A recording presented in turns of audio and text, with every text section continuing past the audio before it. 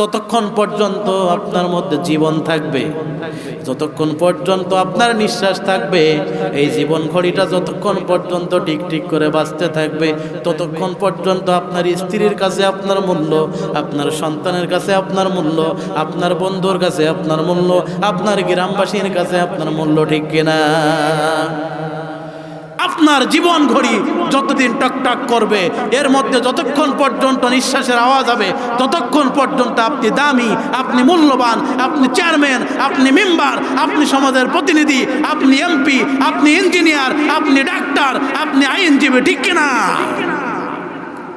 যে এই জীবন ঘড়ি বন্ধ হয়ে যাবে, ঘড়ির ব্যাটারি আর কাজ করবে না, নিঃশ্বাস থাকবে না, কথা বলার ক্ষমতা থাকবে না, আপনার নাম আর ইঞ্জিনিয়ার থাকবে না, আপনাকে আর কেউ ডাক্তার বলে সম্বোধন করবে না, আপনাকে কেউ ইঞ্জিনিয়ার বলবে না, আইনজীবী বলবে না, মেম্বার বলবে না, চেয়ারম্যান বলবে না, আপনাকে কেউ এমপি বলে ডাকবে না, আপনি হয়ে যাবেন লাশ, ঠিক কিনা?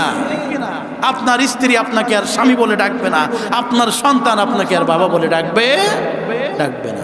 এই তো জীবন।